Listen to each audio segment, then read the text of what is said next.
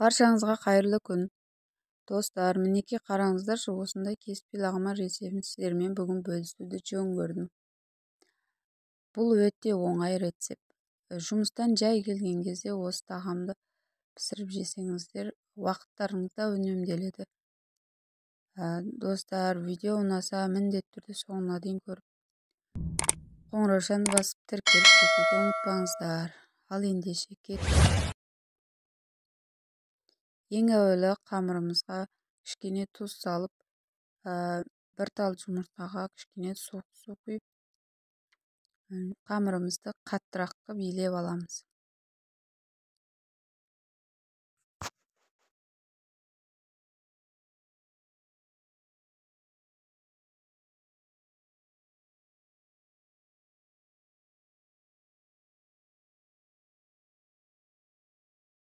Жақсылап илеп, осылай қолымыздың көмегімен бар күшімізбен илеп, сосын оны 10 минутқа қалдырып қоямыз. Оған дейін біз подлипін дайындап алатын боламыз. Мен ауламдағы бар көкөністерді алып келдім. Сіздер өз қалауларыңыз бойынша басқа көкөністерді де қоссаңыздар болады. Картошканы осылай ұзыншақтап, өте жұқа емес, қалыпты турап аламыз.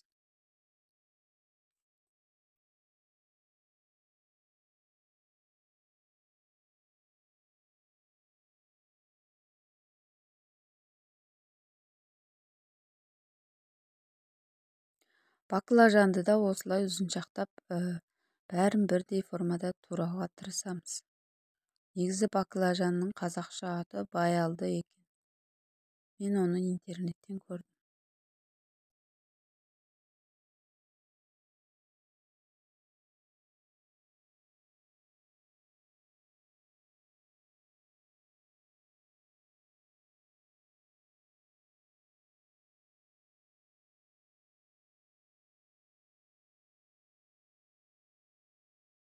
Помидорларымызды да барынша ұсақтап, немесе блендерден өткізіп турауға тырысамыз.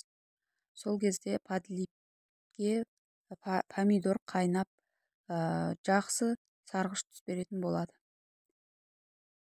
Енді бұршақтарымызды осылай видеодағыдай турап аламыз.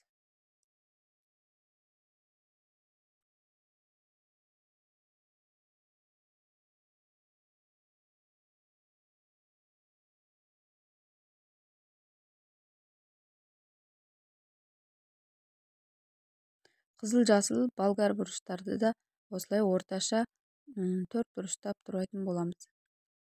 Менде бұл ащы бұрыш болғандықтан мен жарты-жартыдан турадым. Себебі балалар аштыны жемейді.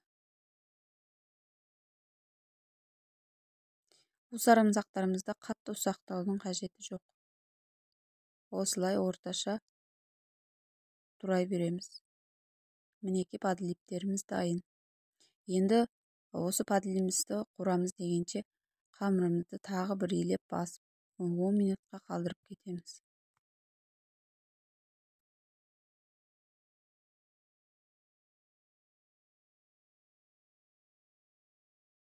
Жаңа етімді турағанды көрсетпеппін.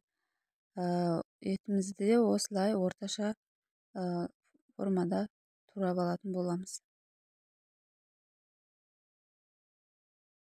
Пиязларымызды ұсақтап барынша турауға тырысамыз. Енді қызып тұрған майымызға ең әуелі пиязымызды салып, кішкене сарғайғанша қуырып аламыз. Сосын етімізді саламыз.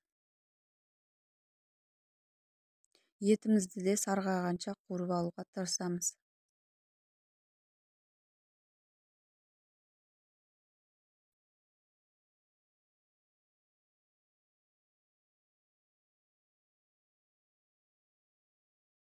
Осылай жақсылап қызарғанша қуырып аламыз.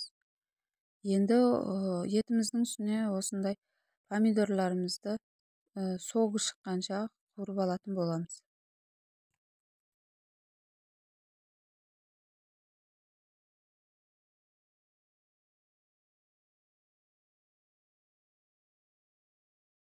1 қасықтай тұз саламыз.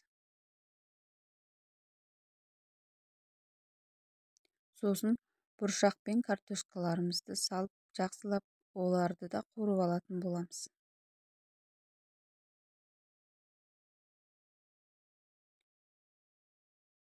Біз бұл жерде баклажанды соңынан қуырамыз. Себебі ол қазір бірге салған кезде майды сорып алатын болады. Ол майды жақсы көреді. Сондықтан баклажанды соңына қарай саламыз.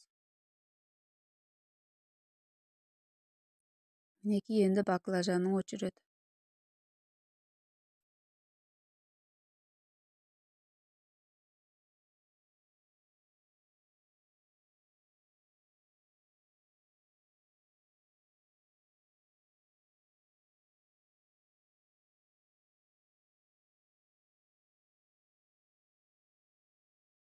Сосын мен және де 1 қасық томат қосқанды жөн көрдім. Себебі подливіме кішкене түс бергенше.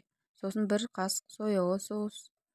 Сосын бағанағы тестадан асып қалған жұмыртқа араласқан салқын суымызды құюды жөн көрдім. Обал болмау үшін. Сосын кішкене салқын су. Бұл жерде подливіміздің бетін кішкене жауып тұрғанша ғана құямыз. Өте көп құюға да болмайды. Себебі дәмі шықпай қалады. Дәмсіз болып қалады. Сосын бетін жауып 10 минутқа қалдырамыз. Біз осы аралықта қамырымызды жақсылап қолымыздың көмегімен осылай видеодағыдай жайып алатын боламыз.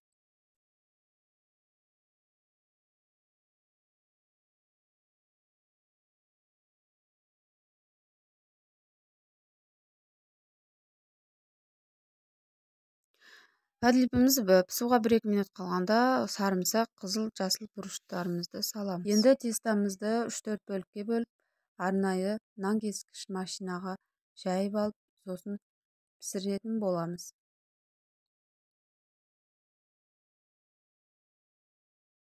Енді қайнап тұрған суымызға 1 қасық тұз салып, сосын тестамызды салып, жақсылап араластырып пісіріп алатын боламыз.